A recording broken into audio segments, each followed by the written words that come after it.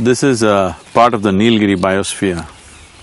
This is believed to be the second oldest mountain ranges in the world. This is the land of tigers, king cobras and elephants. I heard a huge elephant last night. It sounded enormous. You did. Are they dangerous? They're not really dangerous, but because of their size, they could be dangerous for you.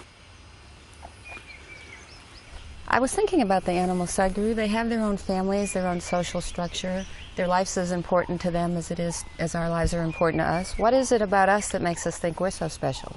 Is it just some idea we concocted? It is not our idea. Of course, human beings have grand ideas about themselves. Apart from that, what really sets us apart is just this.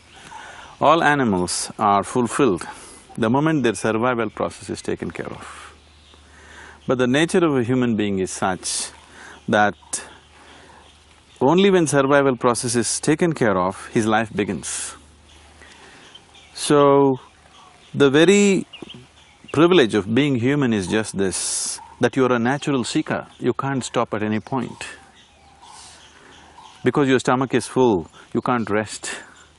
You have to do many more things, and whatever you do, it's not enough, it leaves you as a continuous seeker. That's what makes a human being special. That's what makes his life into a possibility.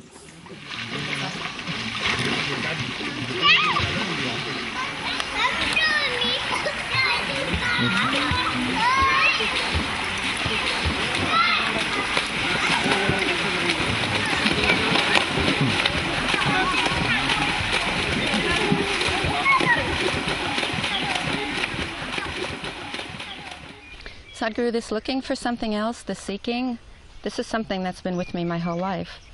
And in my case, it's felt more like a curse than a blessing. Yes, it all depends how one handles this. This is the human predicament right now, that wherever you put them, they want to be something more than who they are right now. And this is the basis of their life. This is the possibility of being human. At the same time, this is also their struggle.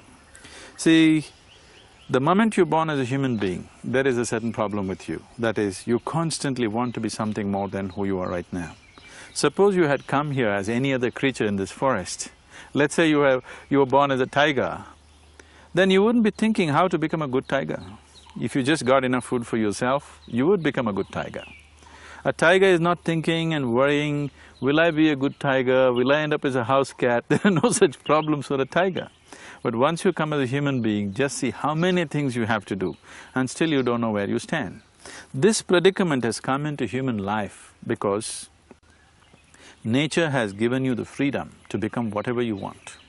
For all the animals, their lives are programmed as to what they can be. For you, nature left you unprogrammed so that you can be whatever you want. This is a tremendous possibility. If you handle this with awareness, this is your benediction. But it seems like never enough. If you do not handle it with awareness, then it is a curse. So what you make out of it is always individual. Now, when I say this, that this can be a benediction or a curse, right now, what humanity is suffering is their freedom, because he is dealing with his life without the necessary awareness.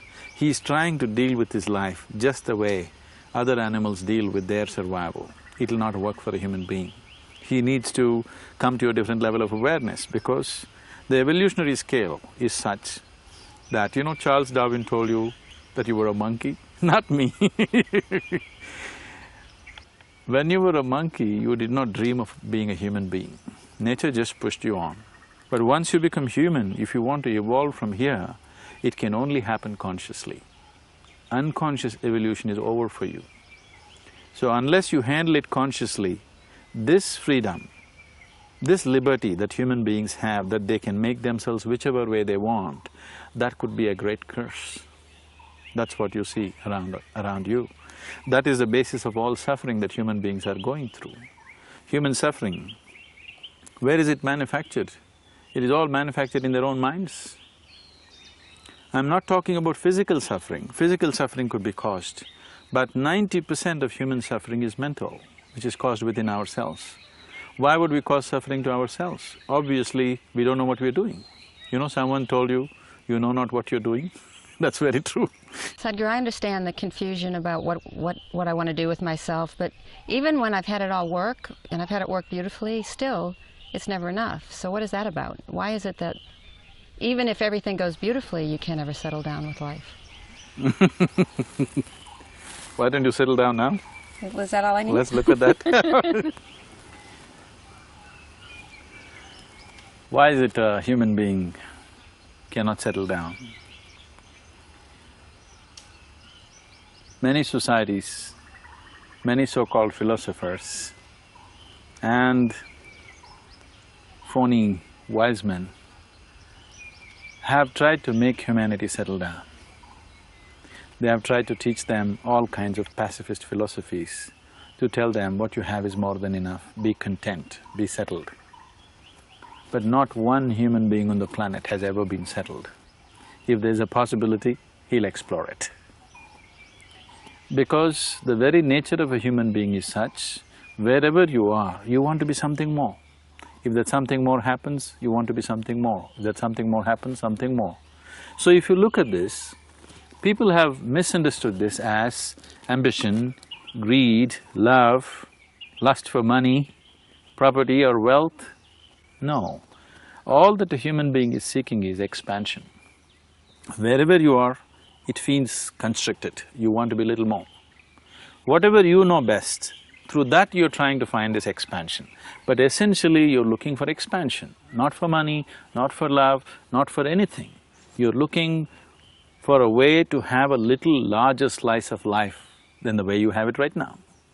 But how much ever you have, it's not enough. If I make you the queen of this planet, I won't make such a mistake, I'm just telling you.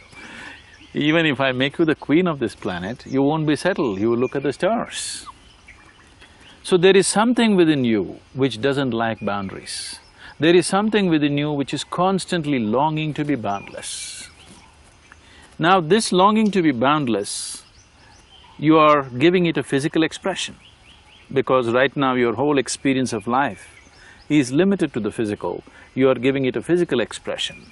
Why I'm saying your whole life experience is limited to the physical is, right now your whole experience of life is happening to you only through your five senses, by seeing, hearing, smelling, tasting and touching. This is the way you know life. This is the reason when you fall asleep, though the world is on full scale, your body is on, your mind is on, you have no experience of either the world or yourself, simply because the five senses have shut down. And five senses essentially cannot give you access to anything other than the physical. They can only experience the physical. You can see, hear, smell, taste and touch only the physicality of the world. Everything that you know right now is physical. Your body is physical, your mind is physical, the whole world around you is physical. It may be getting subtle, but still physical. Right now the air that we breathe is physical, maybe we can't see it, but it is physical, we know it has physical properties today. So, the physicality, the very nature of the physicality is, it exists within a defined boundary. Without a defined boundary, there is no physicality. Now, this is a physical body. You call this physical only because it has a defined boundary. If there was no boundaries, it wouldn't be physical. But there's something within you which is longing to go beyond all boundaries. That means there is something within you which is non-physical, which is trying to find expression. If you go by your physical nature, then you will see eating, sleeping, reproducing and dying one day is a complete process. But this dimension within you, which is non-physical because it's constantly trying to find expression, and you are giving it only a physical means. Right now your situation is like this, you want to go to the moon, but you're on a horseback. Someone tells you, get yourself a new whip and you'll make it. I'm telling you, you may kill the horse, but you won't make it. If you want to go to the moon, you have to get into another kind of vehicle, otherwise you won't make it. But Sadguru, even if you know, like even if you've tried everything and it's worked, you've tried love, you've tried money, even if it's worked and you know, okay, none of this is it, I need something inner, I need something else, you're still stuck. You don't know what to do, what happens next? So that's why the seeking drives you mad, because you know how to acquire these other things. You don't know how to go anywhere. It's better to be mad than dead,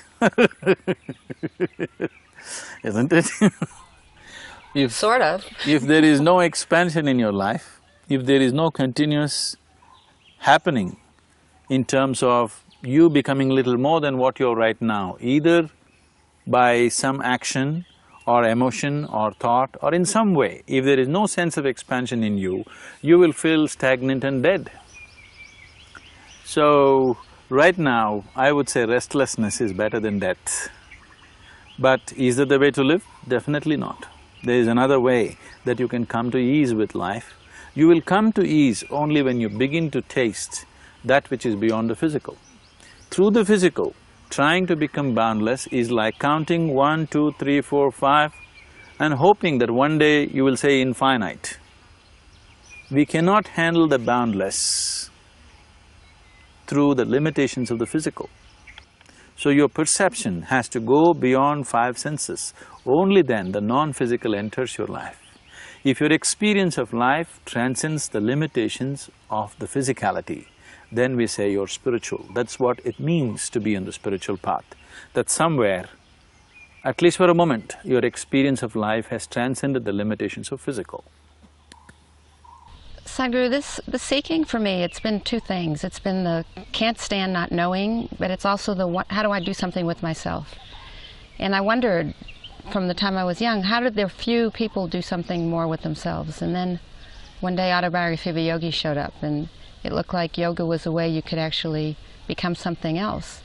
So I tried all this yoga. I tried the yoga from Autobiography of a Yogi, and I tried Tibetan Buddhism and Vipassana, and for years I tried different practices, and even nothing, I could never make anything really work like it was gonna…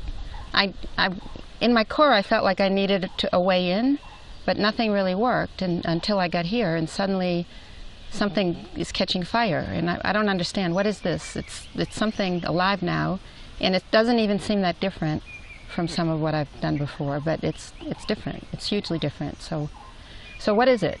And what is it about you? I hear you sit on a rock and, you know, you're enlightened, and I'm banging my head against the wall for 30 years and nothing. So what, you know, do I have bad astrology, the wrong stars? What, you know, what is it? So how'd you do it? You're asking me, am I the chosen one or something? Sort of. Fortunately, no.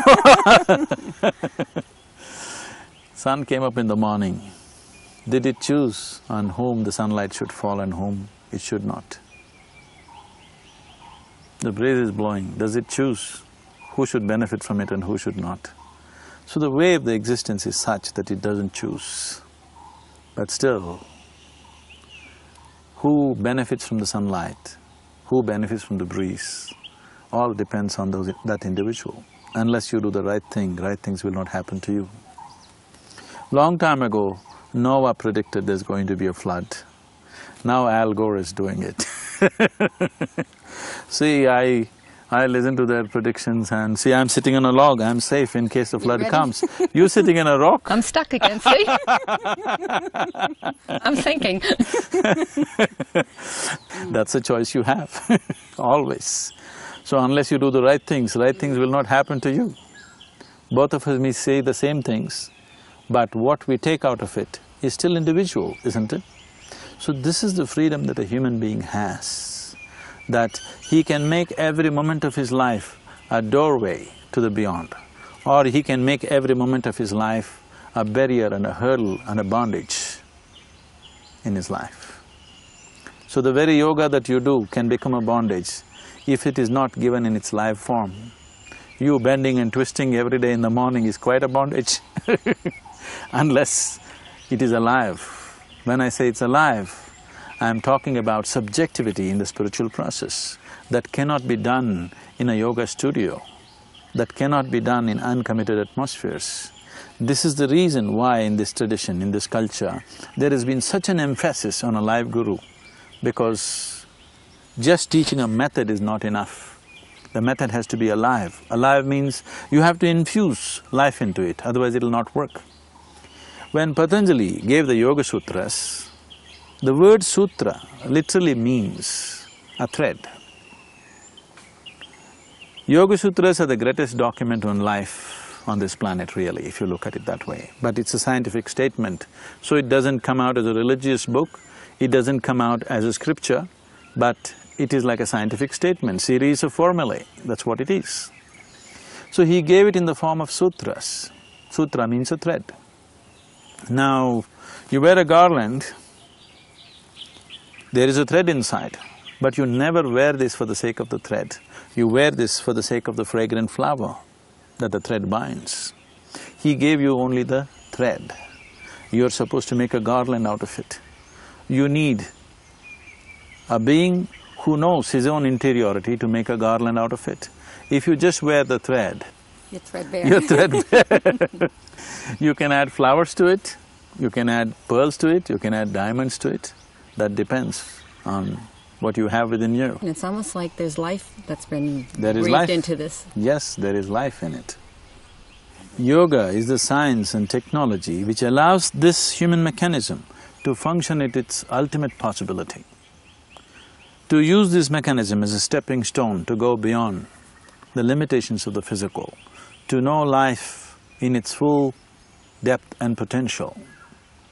So, it has to be transmitted, not taught. It has to be transmitted as a live process. If it is taught, the same things are taught as an instruction or a bundle of instructions, it doesn't work that way. So that difference I think you have experienced in the last few years. Sadguru, so what happened to me when I came here, I was on 4 prescription medications, 1 for insomnia, 1 for hyperthyroidism. I couldn't walk across the room without all the blood rushing out and feeling like I was going to faint. And then I met you, I do these practices, and in 3 months, all the prescriptions drop, and I go back to the doctor. I thought I told you 3 months is enough to get you out of that mess. You did tell me 3 months, but I didn't believe that 3 months could really do it. And even without believing it, doing the practice, 3 months still, it was almost like a miracle that suddenly I don't need the prescription drugs to sleep. I go to the doctor and he does my blood work.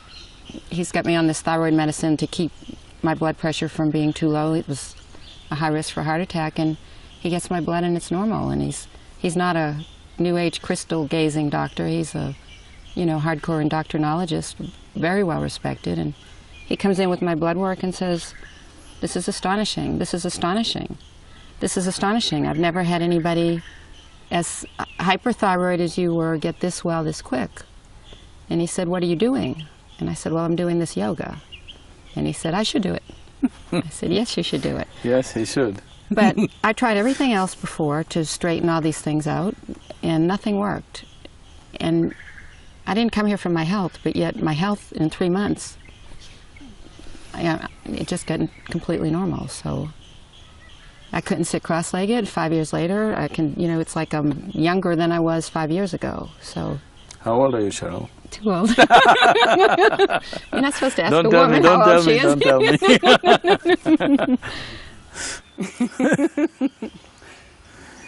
So, is this a miracle? There are 2 ways of looking at life. You can look at every piece of creation.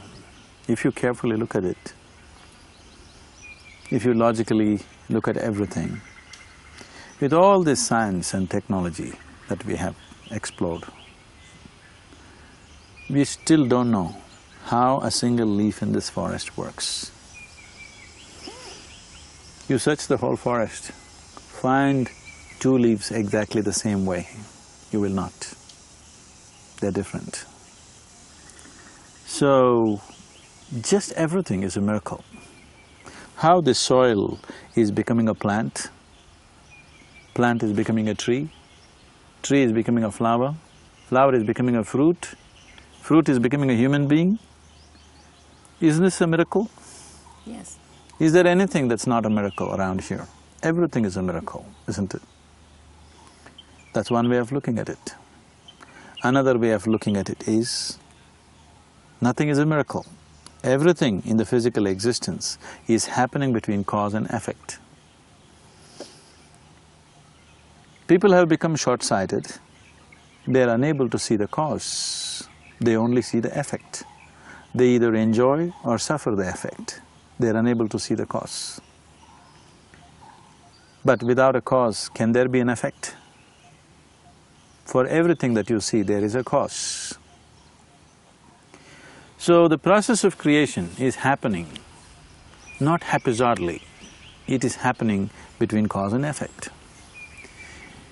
If your involvement is limited, if your perception is limited only to the effects of life, then you live like any other creature on this planet, being thrown around by the process of life, not understanding, not being able to manage your life the way you want it.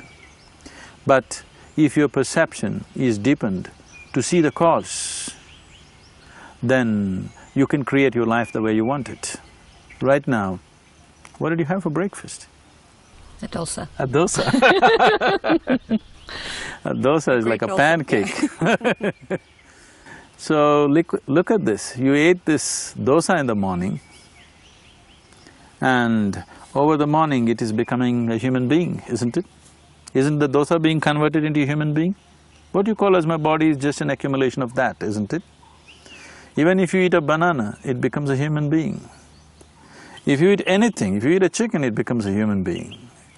According to Charles Darwin, tell me, how long does it take for a chicken to become a human being?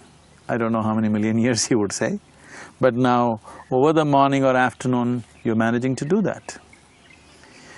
So this miracle that if you put a banana, it turns into a human being, this miracle is possible within you because the very source of creation is functioning from within you. Your body did not get created from outside, it is happening from within. The manufacturer of this body is inside, not outside. You may be providing raw material, but the manufacturer is inside. So if you have a repair job to be done on your body, would you go to the manufacturer or to the local mechanic? But this source of creation's been there the whole time, right? Yes, but I'm asking you, would you go to the manufacturer or to the local mechanic? Definitely the manufacturer. Yes, but why didn't you go? Because you lost access. I didn't know how to go. You lost access. If you had access to the manufacturer… But lost? Did you ever have it to begin with? Was it lost or is it actually lost? Or never known? See, you know it's happening, right? You know something's happening. It is happening. Whatever you eat, whether you eat a piece of bread… Yes, I know or a banana or a dosa, it is being converted into human body. Yes. So, the manufacturer is busy working, but you ignored him because you're too busy with what's happening around you. You ignored him so much that it looks like he's absent. But if he was absent, would this happen? No. So, yoga essentially means this, that is, from being just a piece of creation, you move to become the creator. If you live on the surface, you just live as a piece of creation. If you go to the core, you are the very creator himself. So this is the choice you have. Either you exist here just as a piece of creation, pushed and pulled by the forces of life, or you exist here as a creator, creating your own destiny, making your life happen. So, what was diagnosed as a disease that you have to live with for the rest of your life is gone in 3 months. Is it a miracle? No, it's not a miracle. It's just a little deeper understanding of life. You learn to do things the right way. But it wasn't on the level of my mind that this fixed. No, it is not on the level of your mind at all. It's not on the level of your mind. When you say my mind, my body, obviously there's something more than your mind and body, right? There's something called as me. What is that me? Where is it? Do you know? Not really. So you don't know where you are, so how to fix yourself? So yoga is just like a GPS system trying to locate you where you really are. So this source of creation, it really is something that can be known?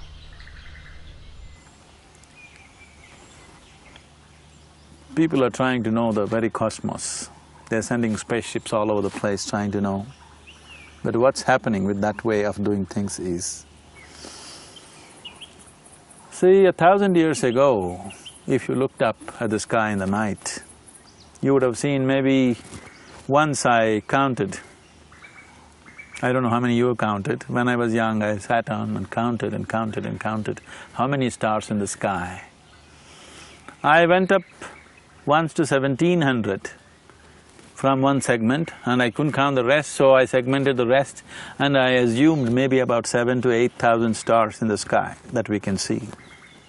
But people say through the naked eye you can see somewhere between 12,000 to 15,000 stars. I haven't seen them, but they say haven't counted them at least. So we thought there are about 10,000 to 15,000 stars. So we wanted to have a closer look at them, and we made all kinds of powerful telescopes. So what's happened to us now is, now we know there are over 2 billion stars. Tell me, is the world getting more mysterious or less? Both. With all this exploration, it should have brought clarity, but all it's brought is much more confusion than ever before, because you're trying to know the existence from the outside. If you turn inward, beyond your sense perception, if you turn inward, then the very process of creation is happening within you. Everything is happening within you, that this body is being created all the time. So if you know this mechanism, if you know this piece of life absolutely, that's all I know. I have not read any scriptures either of the East or the West. All I know is, I know this piece of life from its beginning to its ultimate. If you know this piece of life, you know almost everything that's worth knowing, because the way this piece of life is made, that is the way the whole cosmos is made. This is just a miniature version. If you know this, which is easy to know, Not because… so easy, not so easy. When you say it's not so easy, it is because you're trying to know the nature of life, but you want to dissect a frog, a cockroach, any animal that you see, you will not know it that way. You are life, aren't you? Are you life? You'll say, no, I'm a woman, I'm an American, I'm this. No, you're not all that, you are just a piece of life. All that is incidental. The essential thing is you're a piece of life. If you want to know life, do you have to dissect a frog, or do you have to look inward? Which is a better way? Inward. Which is a more intimate view of life. But it's not so easy after your attention's gone out so far to all of a sudden try to look in. You don't know what you're doing trying to look in. That's simply because right now your perception is completely limited to the sense perception. Sense organs are essentially outward bound. You can see what is outside. You can't roll your eyeballs and scan yourself. You can hear this, but you can't hear all the activity that's happening within you. If an ant crawls upon your hand, you can feel it, but so much blood flowing within you, can you feel it? No. So essentially, sense organs are outward bound. You cannot use them to turn inward. Sense organs turned on the moment you were born because they're instruments of survival. If survival is all you're seeking, then sense organs are sufficient instruments. But now you're longing to know something beyond the physical. You're longing to know the very nature of your life. You're longing to know the very origin of your life. Now sense perception is not good enough.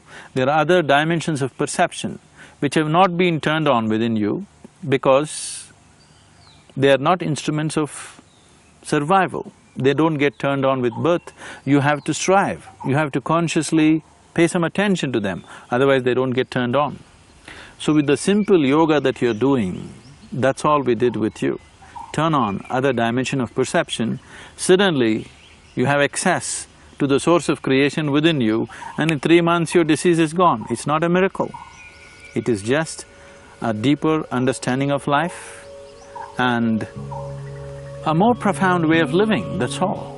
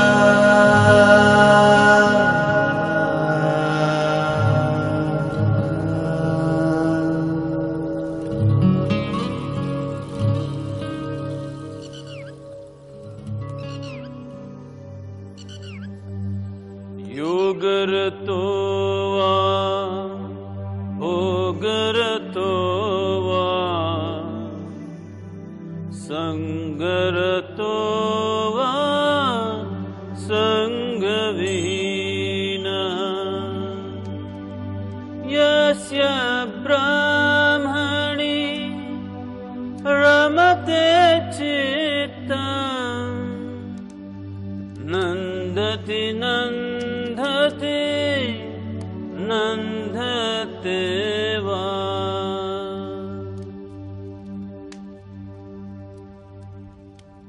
Sadhguru, I'm kind of confused. Lots of times I want to make something happen and I do everything I can and I don't take no for an answer and it happens. Other times I do everything I can and it still won't happen. So are there things bigger than me at control, or is it still me doing it, or how does it actually work? Whenever things don't happen the way you want them to happen, there is a temptation to think and name it as destiny. Because this is a way of dealing with failure. This is not destiny, this is just cheap psychiatry. You're trying to solace yourself to your present condition.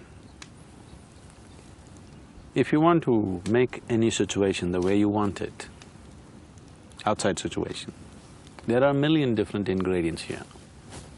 Not all of them are you even aware of.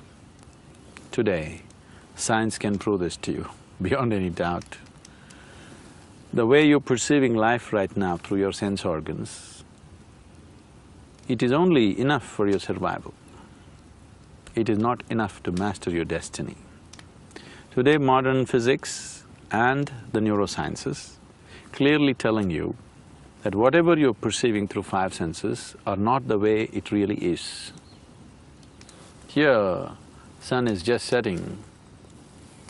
For your eyes, it is just going to be dark in a few minutes. But there is a whole host of creatures in this forest. For them, the day begins. So what's light for you is darkness for them. What is darkness for you? Do you hear them waking up? They're saying good morning. Getting started. So what is darkness for you is light for them. So sense organs are sufficient instruments for survival only. With that you don't master your destiny. Because if you want to create a situation the way you want it, you have to have some mastery over your life energies. Because ultimately the whole existence is energy. You can never logically figure out every aspect of life around you. But a lot's happening out of our mind. We want to go on this course, we set it, and our mind takes us there, right? I mean, it starts with that. I already told you, if you have mastery over your mind, 50 to 60% of your life will be in your controls. 50 to 60% of your destiny will be decided by you. And that's all. Still there's another 40% that you don't like. Okay, but when you said, okay, what you were doing with these practices was introducing you to the Creator basically inside yourself, but it doesn't… that's not clear. You do the practices, suddenly your health straightens out, you're not clear you're making this introduction. I mean, it's still hard to understand what's happening. See, whatever situations you're living in, you need to understand, to be human means that you can mold the situations the way you want it. You are not molded by the situations, you are molding the situations the way you want it. But today, most people in the world are molded by the situations in which they exist. That is simply because they're existing in reaction to the situations where they were placed. So their question will be, why was I placed in such a situation? That's the first question. Yes. Is it my bad luck? Is it my destiny that I was born to such parents? Is it my destiny that I am born in such a country or this part of the world or that part of the world? Everything that you know as myself today is just an accumulation of impressions and physical body. What you accumulate can be yours, can never be you, isn't it? So what is you is yet to be introduced to you. It is yet to come into experience, it is in an unconscious state. You're only conscious of small parts of your accumulation. You're not even 100% conscious of what you have accumulated. So you are trying to live your life through your accumulations. You're trying to live your life through what you have gathered, not through who you are. Now, because of the type of accumulations you have developed certain tendencies, so naturally you move in certain directions. Today science has proved to us, beyond any doubt, that the whole existence is same energy. The air and the water are actually same energy. Yes? Yes. H and O are here. When they gather together in the right proportion, H2O, Right. this is it. Right.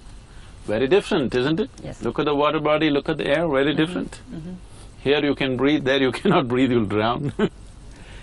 So now water has certain tendencies. Right now, people believe and eulogize this usually, that the river's destiny is ocean. River's destiny is not ocean. River has no destiny. Because water, because it's H2O, because of a certain gathering, it has acquired a certain tendency. So it is always trying to find its own level. Because of that, it's moving in a certain direction. Here we are, this river or this bunch of streams have been dammed. Do you think the water which is dammed here and is right here right now is screaming, I want to go to the ocean? Probably not.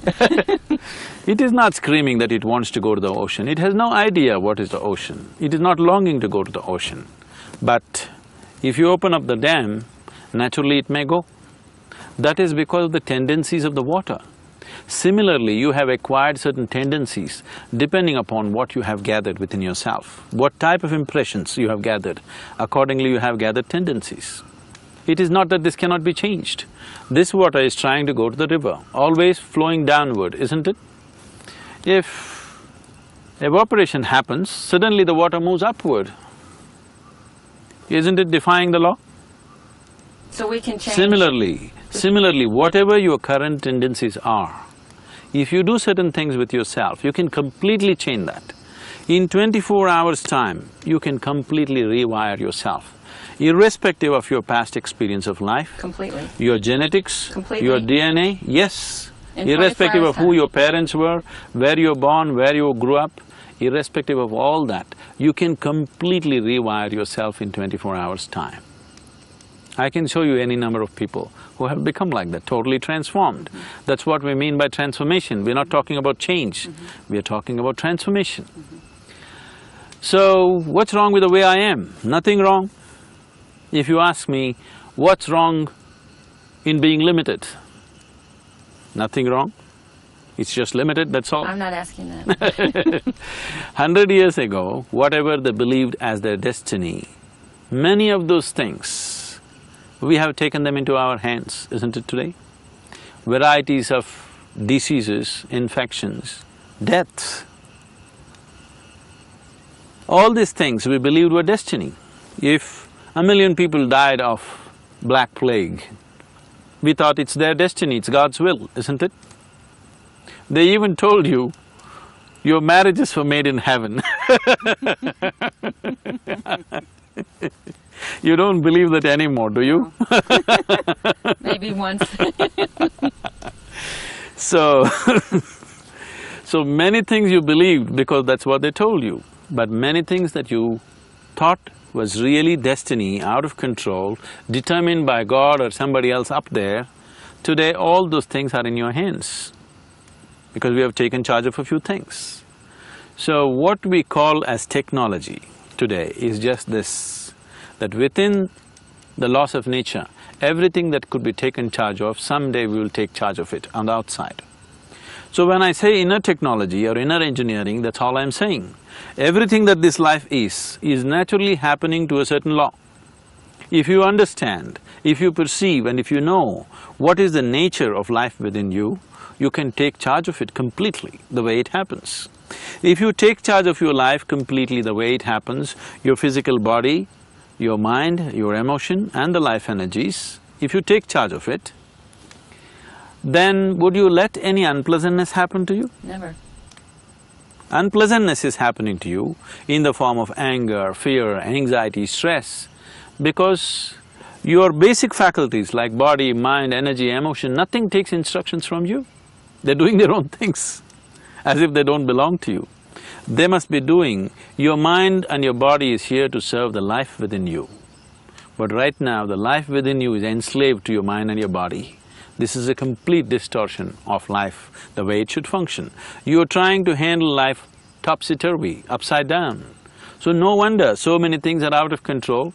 Even if things are in control, you're still anxious. Sadhguru, why is it running on its own, the mind? And I mean, where did all this… how did I start it, or how did it get started?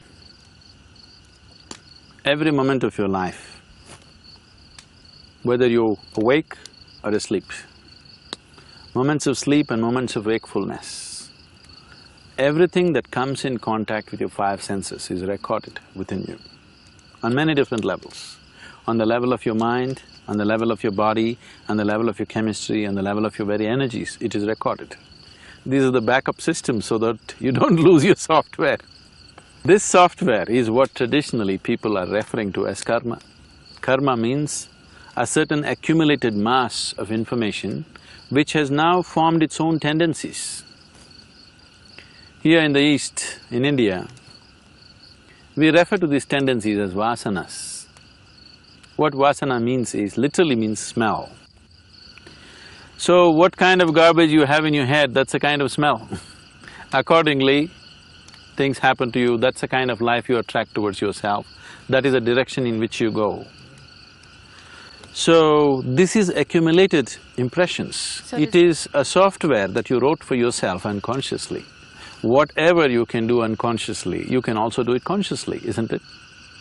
So if you start writing a conscious software for yourself, definitely you would write a software of blissfulness and of liberation, not of bondage and misery. You would not cause any kind of misery to yourself consciously. So, essentially the problem is just that you're unconscious of many aspects of life within yourself. You're trying to conduct your life without understanding how this human mechanism functions, what it is about. It is just like you got into your car, you don't know what these three pedals are. In America you have only two, yeah? Okay. You don't know what these two pedals are.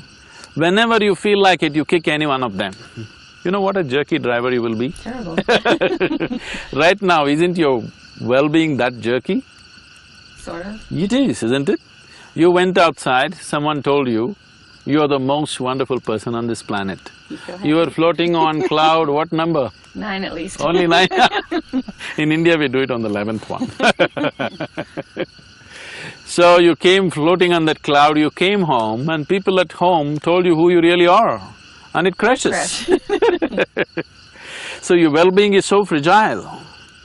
Your sense of happiness, your peacefulness, everything is so fragile. People say, if you sit next to a still lake, you will become peaceful. The still lake doesn't know what is peace, I want you to know this. Peace, or there's too much talk about peace, is a concoction of disturbed minds. Too many disturbed minds, so they're making up this whole business of peace. You don't have to do anything to be peaceful. If you don't mess yourself, you are peaceful. How else to be? I don't know how else to be. You haven't got yourself all stressed out. So now, if the still lake is giving you peace, so all I have to do is take a pebble and throw it into the lake and you're finished. How fragile it is. Now you make yourself in such a way, if you sit here, if the lake doesn't know peace, the lake should become peaceful because of your presence, because these are all inanimate objects. But here, the very source of creation is becoming conscious. I'm not saying it is not there, it is there also, but in a different form. Here it is much more possible to access. Once you have access of that, your presence settles everything around you. What is around you doesn't settle you. Right now, if they want peace, they go to the top of the mountain, a lake or an ocean. No, wherever you go, that whole place should become peaceful. We have sayings like this in India, if one being gets enlightened, the whole world will experience peace. When there are poetic ways of expression. When certain yogis got enlightened and they walked through the forest, the trees bloomed out of season. So does it, one enlightened being affects the whole creation in a positive way? Definitely he does. Definitely he does. If you have a small percentage of them, the world would change dramatically. That's what we're trying to create. That's what we're working for, to create at least a small percentage of them. If you create a small percentage of beings who are totally in charge of the life process within themselves, their very reverberation that they create, they can bring peace to the world. At the same time, I'm not talking about peace in terms of war and peace. Even if there is no war, there is no peace in human mind. It can create all kinds of chaos. Yes, there is a war being waged upon yourself within yourself, isn't it? Regularly. If that is taken off, there is peace. If there is no violence in you, the possibility of violence on the planet is remote, isn't it? Definitely. We are always trying to fix the world. Our ideas of revolution is always about fixing the world. We have fixed the world substantially. If you fix it anymore, there'll be no world left. That far we have gone. However much you fix the world, still human beings are not happy because we have not done anything about fixing the interiority. There is no universal salvation without individual salvation. There is no universal transformation without individual transformation. If you, me and one more person are transformed, a small piece of the world is transformed. This is the only way it can happen. It cannot happen from somewhere else. It can only happen from within. So when we talk about spiritual processes, we are not talking about going to temple, mosque or church. We are not talking about looking up or looking down or looking around. We are talking about looking inward, which is a completely different dimension. All your life you looked outward. Look at the irony of it right now. Let me tell you something. This moment you're sitting here, do you see me? Where am I? Right here. Where? Right here. Here. Not true. This light is falling upon me, reflecting, going through your lenses, inverted image in the retina, you know the whole story. So where am I right now? Right here. Yes. So you see me inside of yourself. Where do you hear me? Inside of yourself. Where are the mountains? Where are the mountains? Inside of yourself. Where is the lake? So that's like inside of yourself. This is like some hologram? So, have you seen anything outside of yourself? I guess not. You have not. Your whole perception has always been within yourself. But now the problem is, your sense organs are outward bound. So your sense organs never give you access to the internal, but your whole experience of life is internal. This is the struggle. This is the reason why people are not in charge of their lives. This is the reason why people think their lives are being run from somewhere else. But for me, for 30 years, I've known I wanted to go inward and I've had no luck. Nobody ever does it by luck. Well, even with effort, it didn't work. Let me tell you a joke. You know,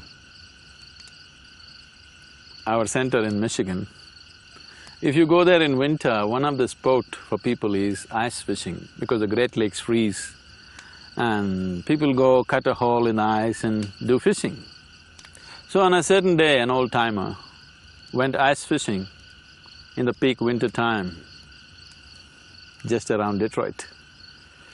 So he cut a small hole, sat down, put his line and sat down there with a crate of beer next to him because fishing is a patience game.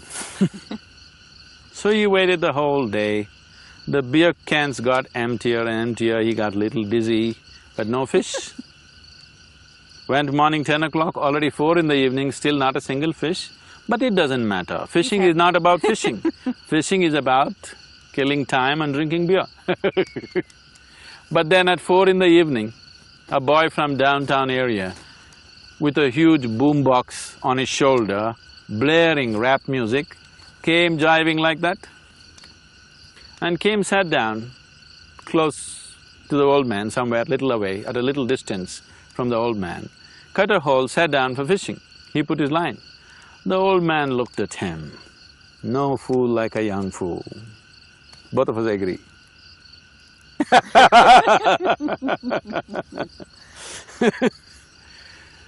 I've been sitting here the whole day quietly and I have not caught a single fish. And the fool comes with blaring music and he hopes to catch fish. And he ignored him and focused on his fishing. To his amazement, within 10 minutes the boy caught a huge trout. He landed a huge trout and it went into his basket. He couldn't believe this.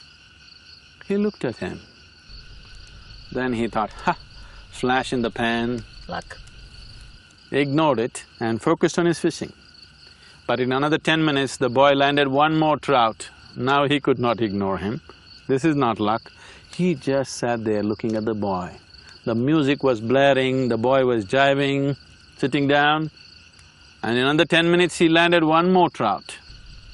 Now, he kept his pride aside and slowly walked down to him and asked, I've been sitting here the whole day and not a single fish. In 30 minutes you have 3 wonderful trout in your basket. What is this? What is the secret? The boy lowered the music and said, roo-ra, roo-ra, roo-ra, ra, rough. Said, what?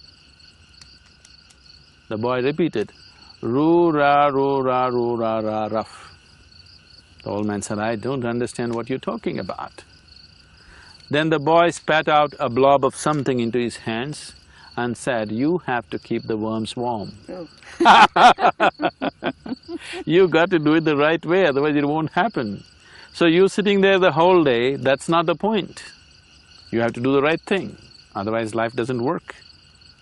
It doesn't matter who you are, life doesn't work for you unless you do the right things. Always people who believe that they're good people are always wondering why it's not working for them and why it's working for someone else. Whoever does the right thing, for him it works. The existence is not judgmental. So you are a good person. So, even if you don't water the tree, will it grow? You are a bad person. If you take care of the tree, will it grow? So good, bad, all these things are in your head. These judgments are essentially human and socially conditioned. In every society they have their own idea of what is good and bad. But the existence is treating all of us the same way. Whoever is receptive right now, he gets the bounty of life. So the whole aspect of yoga is to make you receptive. What does that mean though? When I say receptive, what does it mean? What is being receptive?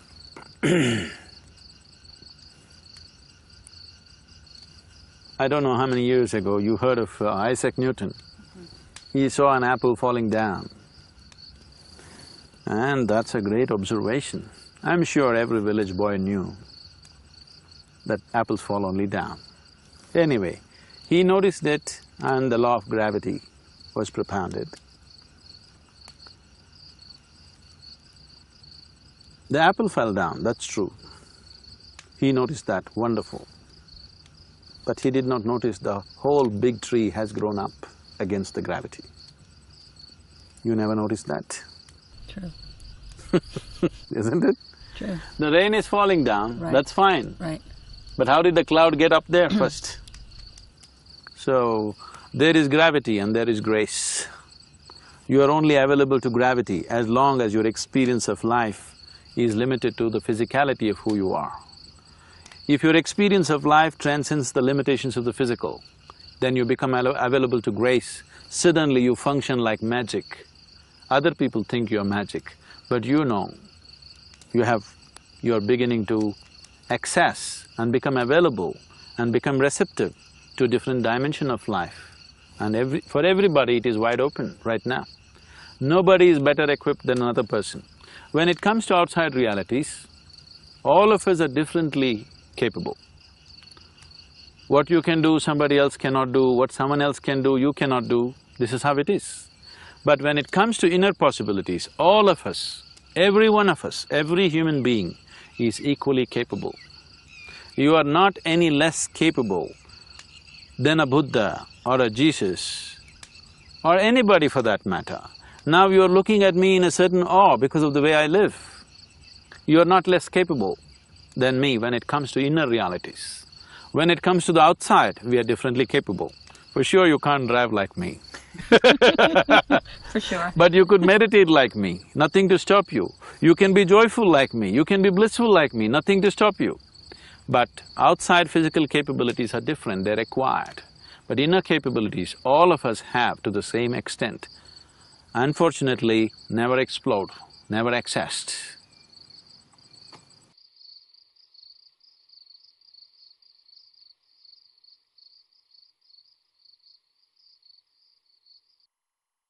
You said the reason my health straightened itself out was you introduced me to the manufacturer or the source of creation itself. And yet this is still not something that's in my experience. Is this eventually something that will become in my experience? Is the source of creation something I'll actually be able to know for myself? Right now you're mostly, not totally, but mostly enjoying only the effects of being introduced to the source of creation.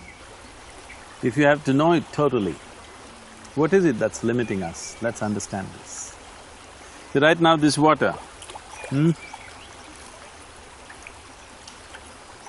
you don't experience this water as yourself.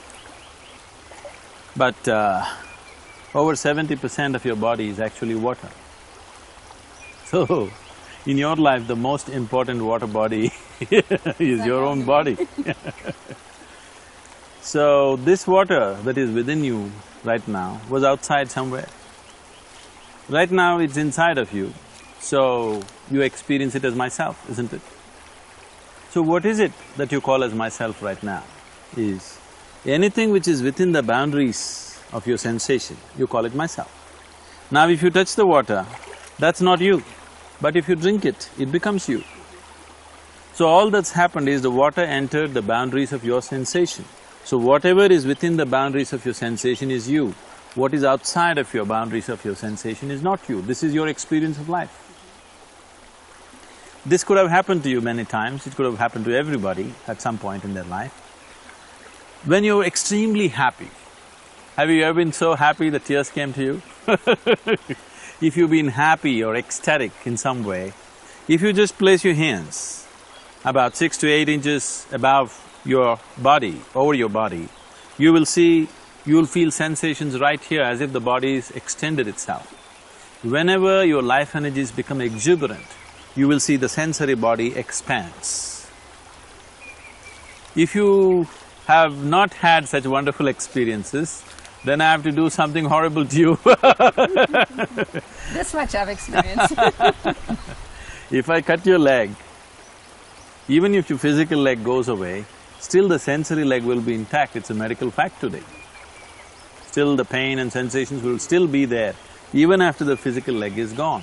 So the sensory body has an existence of its own, beyond the physical body. So the whole science of yoga is just about this. The word yoga means everything has become one.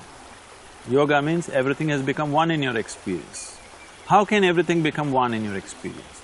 Modern science proves to you that the whole existence is one energy, but you don't experience it that way. Religions of the world have been screaming for a long time that God is everywhere. You don't experience it that way. So when we say yoga, that means we are not willing to settle down for scientific deductions or religious beliefs. Deductions and belief systems are not good enough for you, you want to know it. That is the problem of a seeker, he wants to know it. If you make your life energies phenomenally exuberant, you will see the sensory body can become as large as the existence itself. You will experience the whole existence as a part of yourself. That is when we say you are in yoga. Yoga does not mean standing on your head, holding your breath or twisting yourself out, no. Yoga simply means use whatever method you want to use. There's every kind of yoga. There is no activity in the world, there is no activity that human beings can perform which is not yoga. If it is done with the right sense, it will become your yoga. Because anything that leads to inclusiveness, anything that leads to help you to experience life in a larger way than the way it is, which is the longing of every human being. So if you want to have a larger slice of life, the best way is to include everything as a part of yourself. If you have, for a moment, included something as a part of yourself, it has always been a big experience. For most people, love is the biggest experience they have in their life because it's a moment of inclusion. On the level of their emotion, they included. That's what made them feel that it's such a profound experience for them. It could have happened in so many different ways. If it finds a pure, basic physical expression, then we call that sexuality. If it finds an emotional expression, we call this love, this longing to include. If it finds a mental, psychological expression, generally in the society it gets labeled as ambition, conquest. If it finds a conscious expression, then we call it yoga. So yoga is not different from what you're doing with your life already. Already with your life, you're trying to include more and more.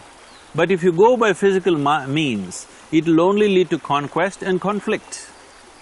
So yoga means you sit here and the whole existence becomes you, not even yours, it becomes you. See, right now, what you're experiencing as myself are the things that you have gathered, isn't it? This physical body is something that you accumulated through the food that you ate. What you call as my mind is an accumulation of impressions. So what you have gathered, you're experiencing as myself. If you gather the whole existence into yourself by expanding the sensory body, then everything is yourself. Is this possible? Is this some kind of a thing for people, somebody who is living in the Himalayan cave? No. Wherever you are, it is possible within you if you keep your life energies exuberant enough. When I say exuberant enough, by doing the Shambhavi Mahamudra and other Isha Yoga practices, there have been moments in your life when you have felt something within you which is not physical, which is not of the body, which is not of the mind, another dimension which reverberated within you, which is far bigger than the mind or the body. But it's a fleeting experience. So it is just a peep. It is just a peep at the creation, or it is just a peep at the source of creation. Now you want it to be a continuous experience. If you can have a peek into something for a moment, is it difficult to open the door and look at it all the time? It is just a question of inclination and ability to hold yourself there, isn't it? So is that possible? It is possible for every human being. Every human being is equally capable of knowing the source of his existence, of knowing the nature of his existence. When it comes to outside realities, all of us may not be equally capable. When it comes to inside realities, you are as capable as I am. It has not happened because your attention is somewhere else. So does it mean to say, I have to change my whole life? No. What you do with the outside is one thing. What you do with the inside is totally different. That's why people ask me, how much of yoga should I do? I say 24 hours. You shouldn't do anything other than yoga. You should make your, running your family into yoga, going to your office into yoga, your business into yoga, your very process of breathing and every step that you take into yoga. It is not about doing something, one particular practice which is yoga. You make every aspect of your life as a stepping stone for a higher possibility. That is the essence of Isha Yoga. That is what is produce the results for you. It is not about doing a particular practice. It is just that you're beginning to use every aspect of your life as a process of growth, not as a process of entanglement. That is the essence of yoga. So, if you use your intelligence to reach towards your ultimate nature, here we call this Jnana Yoga, yoga of intelligence.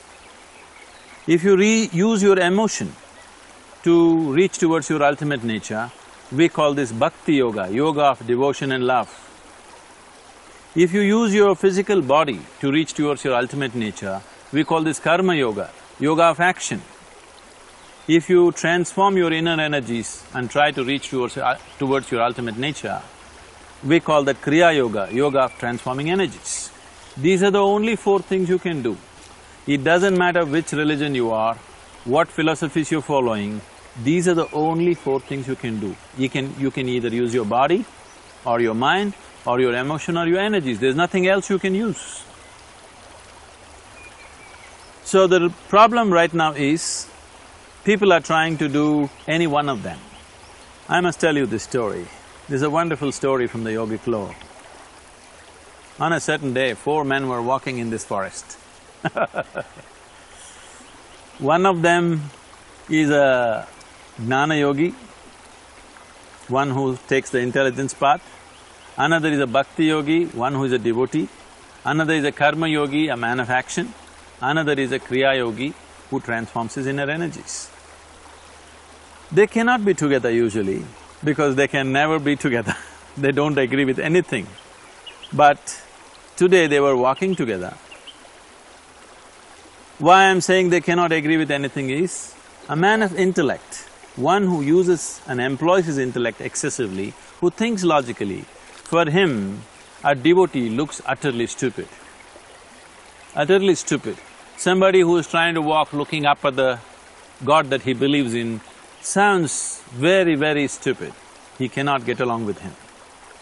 A devotee has pity for the man of intellect. Because when God is here, instead of holding his hand and walking, what is all this hair splitting he is doing? Such a waste of life. He's having more fun. A man of action thinks all these philosophies are just a concoction of lazy people. Because if you want something to happen, you got to do it. Just do it, you know. If you want really something to happen, you have to do it. So, man of action has total disdain for other people. A kriya yogi, one who transforms his energies, has a certain mastery over his energies, he has absolute disdain for all these 3 people, because after all, the whole existence is energy. If you do not transform your energy, where do you go? You can't go anywhere. Because of these attitudes, these 4 people cannot get together, but today they were walking together and suddenly a rainstorm broke loose. Rain and winds severely happening, so they started running looking for a shelter, and they found an old temple. The temple was in a dilapidated condition. All the walls had collapsed, only 4 columns were standing, and a roof and a deity in the center. So these people ran into the temple, not in love for God, just escaping the storm. So they ran in. Then the rain started lashing from every direction and there was no place to stand there, so they got closer and closer. Then there is no other way to escape the rain, they just hugged the deity and sat down, all 4 of them. God appeared. Then, in all their minds, the same question, why now?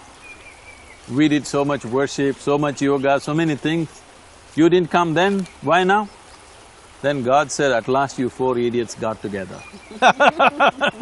That's all that happened with you. You understand? Your mind is running away somewhere, your emotion in a different direction, your body is doing its own thing, your energies, you don't know what's happening. In that condition, it won't work. Unless you put these 4 wheels together, only then you can drive this somewhere. If the 4 wheels of your car are facing in different directions, if you try to make a journey, it'll be torturous.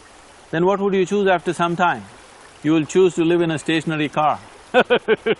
It's very safe actually, really, believe me. But does willingness or receptivity also come into this, or is there more to it? I mean, okay, everything's happening, the mind, the body, it's all, but there's something that still says in me, isn't there more I should be doing, or something else? Or something I'm not doing right? You must have noticed that sometimes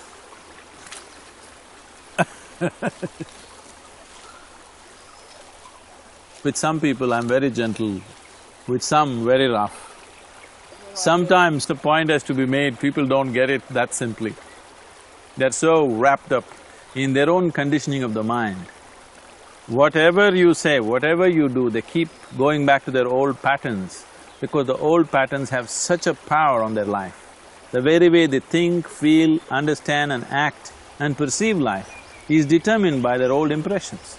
If you have to break that, sometimes you need a more forceful approach. It's gently forceful. Sadhguru, how do likes and dislikes fit into this and comfort? Are you comfortable on the rock? I am. So it's not that yogis don't like comfort, they're extremely comfortable. They're absolutely comfortable. I'm absolutely comfortable within myself. So where I am, in what kind of physical situations I am, is not an issue for me. So this seeking of outside comfort, it doesn't matter what type of sofa you sit on, you can still be uncomfortable, isn't it? And it's ecologically expensive, terribly expensive. Human beings trying to be comfortable, they're just burning up the whole planet. If people were comfortable where they are, they would have only done what is needed. They wouldn't have done life in excess, isn't it? It's a comfort zone also that seems like it kicked out, you know, like just the box was small. See, these are all terms coined by people who are never comfortable. They have formed a small niche or a cocoon of their own which they think they're comfortable in. I'm saying, if you're not comfortable in this universe, you don't have much place to stay, isn't it? Very limited. I'm asking this planet, right now your very body is a piece of this planet. Why are you not comfortable on this planet? You have to be in a particular room to be comfortable, you have to be in a particular space. That is a terrible limitation, isn't it? Nature has put sufficient limitations upon human beings. You don't have to invent new limitations. The moment you get trapped in, I like this, I don't like this, you're just dividing the world. The moment you fragment the world, your ability to experience it is gone. The moment I say, this rock is good, this rock is not good, my ability to experience what I think is not good is finished, isn't it? And my ability to experience what I think is good is also finished. See, if I think you are a good person, I will not see you the way you are, I will see you the way I like it. If I think you're a bad person, immediately I start seeing things which don't exist. If you think something is good, you lose contact with reality. If you think something is bad, you lose contact with reality. If you like something, you lose touch with reality. If you dislike something, you lose touch with reality. Only if you see everything the way it is, you're in touch with reality. And reality is the only doorway to the beyond. If you want to go somewhere, you can only start from where you are right now, isn't it? This has been a shift since I've been here for me.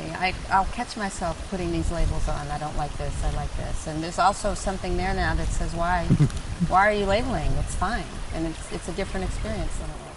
I'm not talking about being judgmental or non-judgmental, not those kind of things. All I'm saying is, the very basis of the trap for a human being is likes and dislikes. You like this, you don't like that, you're shutting off a huge part of the world for yourself. And then you wonder why you feel trapped. You have to feel trapped because you set up the trap. This is a self-made trap.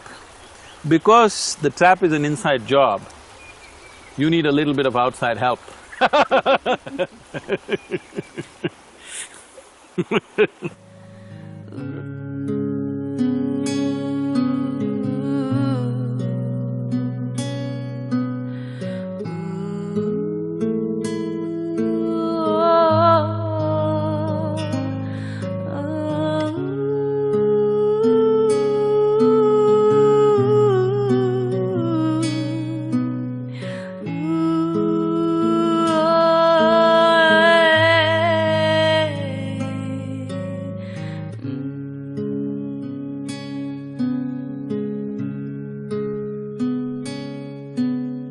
Sadhguru, it amazes me and everyone I know, including my doctors, that I got this well this quickly. In fact, every 6 months they're having me take these tests to see if this is really going to last. So, what is it? I'm in better shape than I was when I was 15 years younger. Is there some way to understand what this is and what it does? So, your doctors are wondering whether this is a permanent fix? It is not. This will last only as long as you live. Well, that'll be good enough. So what is it? Is there some way I can understand for myself how it works? See, the human body The understanding of human body in today's medical science is so outwardly. Nobody can cause health from outside, nor can you cause joy from outside, nor can you cause peace from outside. You may have external stimulants, but essentially it is happening from within. If you want to know this, first of all, we need to have some understanding of what this body is about. As there is a medical physiology, we have a whole yoga physiology. We can look at this body as 5 sheets or 5 layers of body. These 5 layers, we call them the physical body, the mental body, the energy body, the etheric body and the bliss body. So physical body is that which you can obviously see is an accumulation of the food that we have eaten. So the type of food that we have definitely has an impact on what type of body you gather. The next one is the mental body. When we say mind, we are not referring to any one particular part. Every cell in the body has its own intelligence. So there is a whole mental body. And these two are like, this is your hardware, that is your software. Your hardware and software are no good unless they're plugged into quality power. So the third layer of the body is the energy body. The first 3, the physical, the mental and the energy body, are physical in nature. They're just getting subtler, but they're still physical in nature. The 5th layer of the body, which is referred to as the bliss body, is totally non-physical. And the 4th, which is known as the etheric body, the nearest word, we call this Vijnanamaya Kosha, the nearest word or the common word that is used is etheric, it doesn't describe that. This means it's a transitory nature, from physical to non-physical. The 5th dimension is totally non-physical. Anything that is non-physical cannot be described or defined. You can define and describe only that which is physical. So we are talking about the 5th layer of the body in terms of our experience. Whenever we are in touch with it, we feel blissful. So we are referring to it as bliss. It is like if a child touches something and if it feels hot, he won't call this by its name, he says that's hot.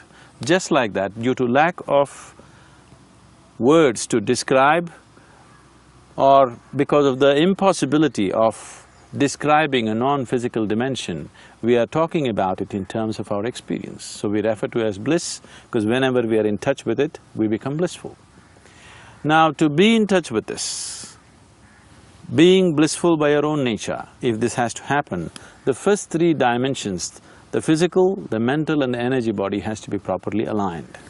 If you align this, you find access to the deeper core of who you are. Apart from that, if you keep your energy body in full vibrance and in proper balance, there can be no ailment either in your physical or your mental bodies. All physiological and psychological ailments can be gotten rid of if you get your energy body to full reverberance and proper balance. When I say ailments, I am talking about only chronic ailments. Infectious diseases if you get, you have to go to the doctor and get it treated because infection is an invasion from outside. But the rest of the ailments are caused from within. Why is your own body causing an ailment for you? Because the whole body, every cell in the body is programmed to create health and well-being for you. Why is it working against you? It is working against you because something is skewed, something is out of balance. If you create the necessary balance and reverberance in the energy body, the physical and mental bodies get naturally fixed. That's exactly what's happened to you. I told you 3 months, because I saw the depth of the damage that's happened, I said 3 months. For somebody else, I may 6 months. Someone else, I may say 2 years. For someone else, I may say 2 days, depending upon what is the level of damage that's happened to the system. Sadhguru, what about stress? I feel like it's stress that really took a toll on my life, and in America, we're all trying to manage it. We're doing everything we can not to have it. We jog, we get massages, we exercise like crazy. If that doesn't work, half the people, 40% of the people, I think, are taking antidepressants. At least 40% of the people I know are admittedly taking antidepressants. So how does that play into? First, when I came to the United States, wherever I went, I heard people talking about stress management.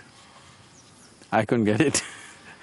Because in my understanding, we only manage things which are precious to us, which are valuable to us. We manage our families, our money, our property, our businesses. We manage whatever is valuable for us. Why would anybody manage stress? It took me a while to understand that people have made a conclusion that stress is a part of their life. Stress is not a part of your life. It is not your lifestyle, it is not your work, it is not your family, it is not the situations in which you exist which is causing stress to you. It is your inability to manage your system, your lack of understanding of how this system functions, your inability to use the system the way it should be used, which is causing stress. People can be stressful in any kind of situation.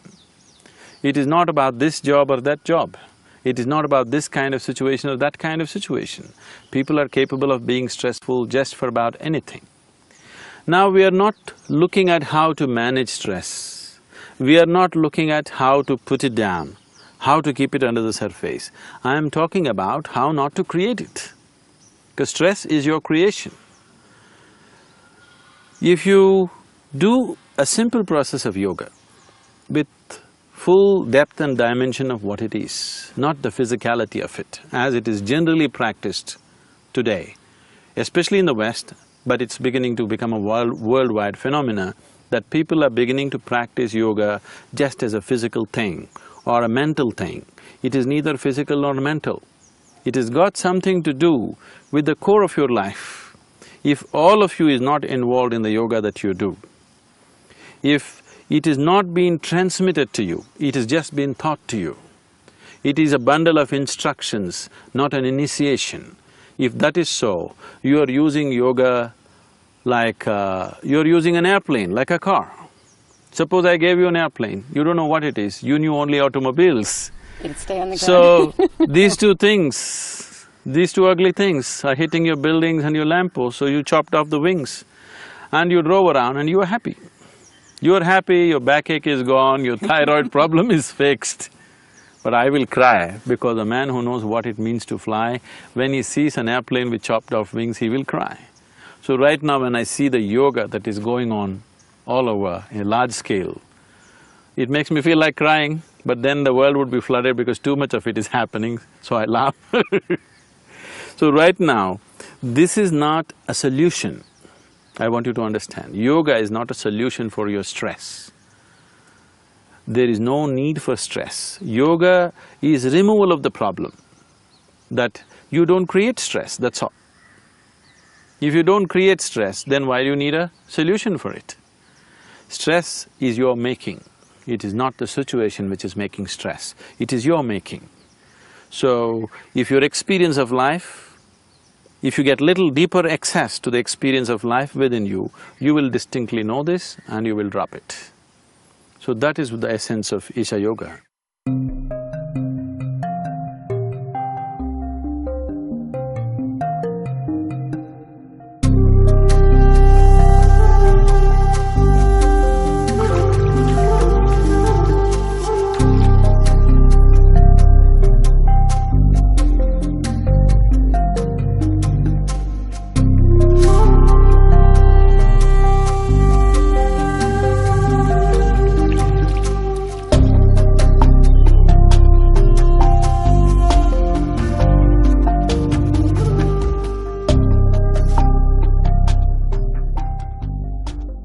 Sadhguru, a lot of the spiritual traditions talk about the moment of death as the most significant moment of your life. Is that really, is there something to that? Is that really true? All those moments before that moment are very important. Every moment? All the moments before that moment in your life are most important. If you don't realize that, it is like people trying to catch the final moment of their life. You can't. Unless you have caught a lot of moments in your life as a deep, penetrating experience for yourself, you just can't catch the final moment of your life.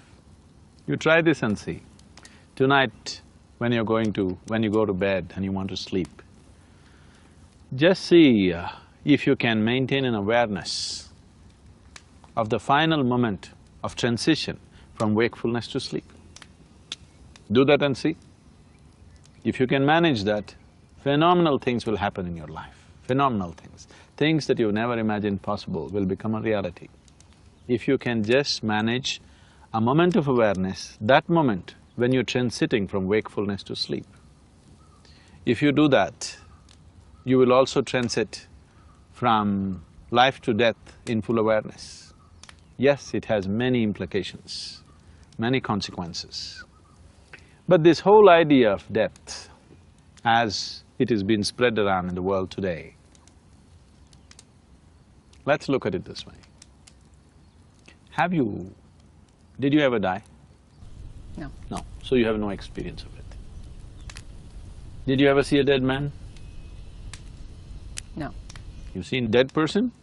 No, you might have seen dead bodies. Did you meet anyone who actually died and came back and told you, I had died like this? I haven't. No. There are people who have had near-death experience. Near is not good enough. I nearly ate, is it good enough? Not at all. So I nearly died is not good enough. I nearly lived, is it good enough? No.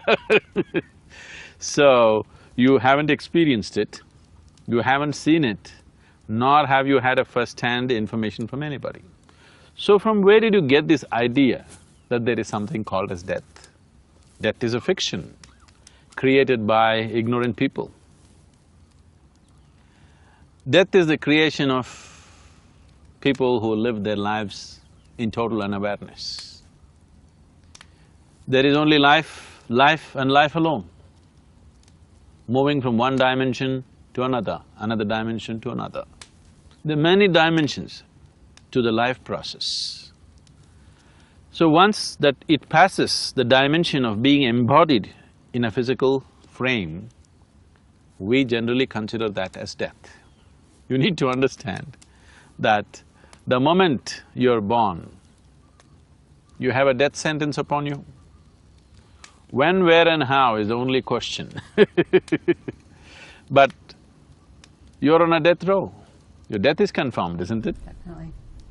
We don't know whether you'll get educated or not.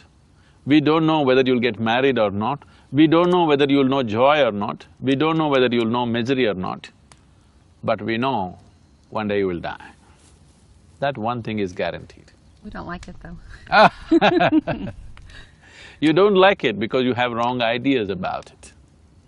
There's a beautiful story in the yogic law. It is part of the Indian tradition that when someone builds a new dwelling or a house, they invite a sage or a yogi to come and bless the house. Because it's a new space, they want it to have a certain, positive spiritual reverberance. So they always invite a sage. Yogis are invited to new homes. So they invited a yogi. A certain rich family built a beautiful house, they invited the yogi. They welcomed him wonderfully, they treated him like a king, they served him food. Then, time to leave, then both the husband and wife came and asked for a blessing. Then the yogi said, first let your parents die, then you die, then let your children die. The man freaked out. He said, you fool, we treated you like a king, and now you say, first my father should die, then I should die, then my children should die. What is this nonsense? The yogi was surprised. What did I say wrong? Would it be good if you died before your father? Or would it be good if your children die before you? Terrible. There is nothing wrong with death. It has to happen. Only because there is death, there is life. It is just that we are only concerned that it doesn't happen in an untimely manner, that we don't want our children to die before us. If we want it to happen in a proper order of life. If it happens in a proper order, it is beautiful, that means your life has gone well.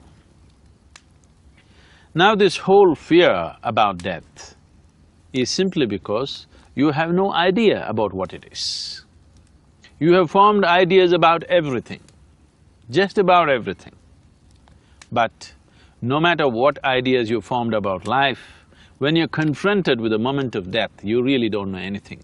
That's one space of life which has remained uncorrupted by human mind. Everything else we have corrupted, isn't it? whatever was supposed to be sacred, all these things are hugely corrupted by human mind. Human minds have corrupted love, relationships, God, divinity, everything. They have corrupted it and twisted it out whichever way they want. Death is one thing that they're still clueless about. Though a lot of people would like to talk authoritatively about it, they know they're going to go to heaven, they're dead sure about it. If they're so sure, I don't see what they're waiting for. No, they're trying not to go very soon. They're doing everything not to go to heaven. Why? If you are so sure you're going to a wonderful place, better place than this, you must hurry up. Because you're not sure. You talk, but you're not sure 100% where you will go, what will happen to you. Just to solace yourself, just to psychologically be able to handle life, you create all these things. But essentially, the very idea of death has come to you because people have been talking about it without knowing about it. Otherwise, if your societies did not speak about it, you would just know your present existence, the way you are right now, is not permanent. That you would know, but you wouldn't have any other ideas about it. Even now you don't have, you imagine that you have. But there's so much attachment to this. My father's 89, he's telling me, you know, he wants to live the next day and the next day, just one more sunset, one more sunset. He said, you know, I lived a full life, it just came so quick, I just don't want it to end yet, you know? So it's, you don't want to have that thing we don't know happen. This we know. See, that's because your whole life, you're only living in your mind, not in this world. You're only thinking about life, you're not experiencing life. Just look back and see, in the last 24 hours, how many moments have you truly experienced the way they are? You're only thinking about it. So, you are a psychological existence, you are not an existential existence. Whatever happens in your mind is irrelevant because you can make anything happen. You can imagine anything and think it is true. What happens in your mind, what you think and feel, has nothing to do with the reality of life. But right now, humanity has invested so much towards what they think and feel. They've made it so important, obviously they will miss life. What this essentially means is, your own petty creation that you create in your mind has become so important for you that you are missing the magnificent creation of the Creator. You missed it all. Now at 89 you want to watch a sunset, nothing wrong, at least now you're aware of it, I'm glad. But why did you miss it for so many years? Because you're too busy with your own petty creation in your mind, isn't it? This body is just a piece of this earth. It has popped up from this earth and it'll go back to this earth. Right now you're sitting here. Before you and me came here on this planet, countless number of people have walked this planet, isn't it? Where are they? All topsoil. This one will also be topsoil unless someone buries you real deep, fearing that you may rise from the dead. So, this body right now is a debt that you have taken from the planet. It's a loan from the planet. Let's say I give you $1 million loan today. I won't, I'm just telling you. Why not? And in 10 years' time, you made this 1 million into 100 million. And after 10 years, if I come looking for you, what would you do with me? I'd give you $1 million back. You would welcome me. You would welcome me. I'm your dear friend, isn't it? Yes. You would welcome me gladly and give back my million and maybe give me an extra million and send me. Suppose I gave you 1 million today and in 10 years' time you squandered it completely and you lost everything. And if I come looking for you, what do? I'd hope you die first. Terror. When a debtor comes, it's worse than death for most people, isn't it? Yes. So this is just the same. This is a loan from the planet. If you have done something truly wonderful out of it, when the moment to pay back the loan comes, you would give it back joyfully. If you have done something truly significant and wonderful things out of it. Otherwise, when the moment to pay back the loan comes, you will shiver in your pants. So, how you die in many ways indicative of how you have lived within yourself. It's in that context they might have said the significance of the last moment. And the last moment is significant because if you can maintain awareness at that moment, the quality of that moment endures beyond that. You can try this with your sleep. Tonight when you go to sleep, create a very loving atmosphere within yourself. Really be conscious and loving and fall asleep that way with a big smile on your face. You will see that quality will perpetuate through the night. When you wake up in the morning, you will see that quality radiating out of you. So, Eastern cultures have always made this happen, that you must sleep in a particular way, you must wake up in a particular way. For all this, they've fixed particular methods as to how to do it. Yoga and spiritual processes have specific ways of how to go to bed, how to wake up in the morning. This is why. Because it will perpetuate through. When that moment of transition is of a certain quality, naturally that quality endures. So when that moment of death is of a certain level of awareness or pleasantness, naturally that pleasantness and awareness will endure. Because when you're here in this embodied form, when you are here with this body and this conscious intellect, you have a discriminatory mind. Right now, whatever is offered to you, you can choose. But once you have left your body and your discriminatory mind, after that you don't have choices, you only move by tendencies. Whatever your tendency is, accordingly you will move. So are you saying we're less conscious when we drop our bodies? See, there's always been this, harboring this hope that… It is not about being conscious or not conscious. You know something. You have lost your discriminatory intellect. Now that there's a discriminatory intellect, if I give you a mud ball and an apple, you can look at this and eat the apple, not the mud ball. But once you don't have a discriminatory intellect, you go according to your tendencies. Even right now, so many people on this planet are causing misery to themselves, not because they want to, they're going by their tendencies, they have become compulsive. Compulsiveness simply means that you're not exercising your discriminatory intellect. You're not aware enough to do that. That is true even now for most people. If people were exercising their discriminatory capabilities, if they were aware enough to do that, would you choose misery or joy? Never. Never choose misery. Always You would never joy. choose misery, isn't it? Nobody would be miserable on the planet then, if they exercise the discriminatory quality of their intellect. So that final moment, if you create a certain tendency of pleasantness, then beyond, what is beyond the body, that transition will be very pleasant. It's based on this, when a person is dying, when a person is near death, generally in almost every culture this awareness is there to some extent, that at that time, that's not the time for anger, that's not the time for, remorse, that's not the time for hatred. All those things you drop and do the best that you can do to create a pleasant atmosphere around him.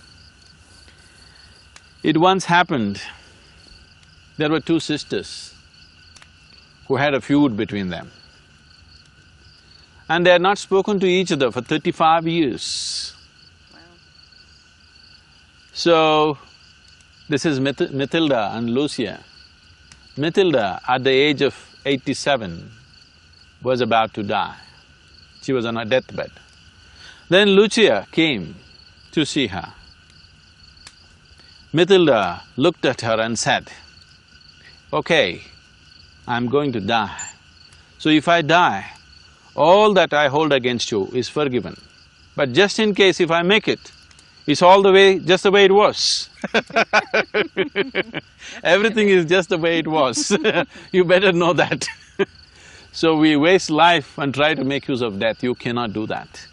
If you maintain a certain level of awareness right through your life, the moment of passing also can happen in your awareness. You live a life of unawareness and you expect that moment to be aware. Such things don't happen to people. Sadguru, is there such a thing as immortality? See, the very idea of life being what it is has come to you only because of the mortal nature of what it is right now. The spiritual process for a human being always begins only when he thinks about death, not when he thinks about God. When he thinks about God, he only thinks of living better, having more things, having a better life, having an easy ride. But the moment he starts contemplating on his mortal nature, that's when he begins to think, what is this all about? It's true for me. What is before this? What is beyond this? So, mortality or mortal nature of life is not a curse, it's a blessing. What we need to understand is, what you call as my body is something that you have gathered. What is the big deal about giving it back? You're making it such a big deal because you are so identified with things that you're gathered. You become that. In your experience of life, you've become the things that you have gathered. Because you have become that which you have gathered, this is the essence of ignorance. This is the essence of pain, this is the essence of misery, this is the essence of suffering, that you believe yourself to be something that you are not. This is the essence of chattering mind. People come and ask me again and again, Sadguru, I try to meditate, my mind is going all over the place. The moment you identify yourself with something that you're not, your mind will not stop for a moment. You do what you want. The only way to stop it is either shoot you in the head or you come to an awareness as to what is you and what is not you. If you come to that, mind will become utterly still. If I sit here for 5 days, I will sit here without a single thought. That may sound dumb to you, but no, because life, the phenomena of life is far bigger than thought. What can you think? The creation is so big. Life is such a absolutely unfathomable phenomena, but now you're engrossed in your own thought because you're identified with things that you're not and you're helplessly trapped in thought. Because you're trapped in thought, now you have to glorify that, otherwise you'll feel like a fool. Right now, the thought process, humanity has paid such importance to thought process to a point where somebody went to the extent of saying, I exist because I think. It's not so. You can think because you do exist. Your existence is first, but that's been completely missed. Because the experience of your existence has been missed, whatever you have gathered in the form of body and mind has become so important. Now dropping it has become such a big problem. Once you're existentially here, that is, your experience of life is beyond the limitations of what you have gathered, that is, beyond the limitations of your physical body and your thought process and mind, then living and dying are not two different phenomena. They are the same. Every moment, you can say, right now I'm living, or you can say I'm dying, because you're actually dying. One day the process will be complete, but you're actually dying. You may do many things in your life, you may do them or you may not do them. This is one thing you will do. You need to understand, from your birth till the last moment, you are walking in a straight line, straight towards death. You may look this way at the mountains, you may look that way at the lake, you may look at relationships, you may fall in love, you may suffer, you may enjoy, but essentially every moment of your life, you're walking straight towards your grave. So that is the most inevitable thing. And that's the only thing which enhances the quality of your life. I am not saying you must choose to die. Death does not need your assistance. Because whenever death happens, it happens with absolute efficiency. Death is always super efficient. It's only life which needs our assistance. It is only life that can be enhanced constantly. So your focus is on life, but unless you embrace death, you cannot live. If you try to avoid death, all that will happen to you is, you will end up avoiding life. If you are every moment afraid what will happen to me, or will I die, you will only avoid life. You will not avoid death. Because what you call as death is just a transition of life which has to happen. So immortality is a very immature idea. Unless you go beyond the physicality of life, everything that is not physical is always immortal. It is only the physicality which is mortal. So if your experience of life right now transcends the limitations of the physical, you're already immortal. I'm immortal because I don't exist. I am immortal because I am not identified with my physical body. I enjoy my body, I use my body, but I'm constantly aware that it is only an accumulation. Any day I have to drop it. So this is immortality. In awareness, you're immortal. Only in unawareness, you are mortal. Sadhguru, there's so many choices that we have about our life. More choices I'm seeing, the more aware I get. Can it also get to a point where we have choices about our death, how we die, or is there any way that we have some kind of choice? We need to understand this. Everything that you can experience is life. What you call as death also is life. So if there are choices about death, they're definitely… what you're referring to as death is just the last moment of life. So that final moment when you transcend the limitations of your physical body, that happens only once in your lifetime. Almost everything in your life may happen many times over, but this one thing happens only once in your lifetime. And it's the last thing that you do. The last thing that you do in your life is death. So I want you to understand death as life, not something else. So this is the last act of your life. Is it not important that you choose to make it happen gracefully and wonderfully? Is it not very important? Very important. If you are fearful of it, if you're ignorant of the ways of life and you create resistance towards it, naturally you will miss that possibility. Spiritual process, people on the spiritual path choose the time, date and place of their death.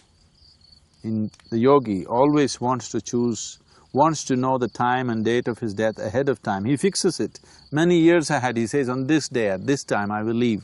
And he leaves because he has created the necessary awareness within himself to live consciously. Leaving this body consciously, without damaging this body, like you take off your clothes and walk away, like that you take off your body and walk away. If you can do that, that is the ultimate possibility in your life. Once you have gained this much awareness to know where you as a being and this physical body which you gathered, where it's connected, where is the connection, what is the hold? Once you know this, if your awareness has grown to such a point, then you can disentangle yourself whenever the moment is right for you. So is this suicide? Definitely not. Suicide happens out of frustration, out of anger, out of fear, out of inability to bear with suffering.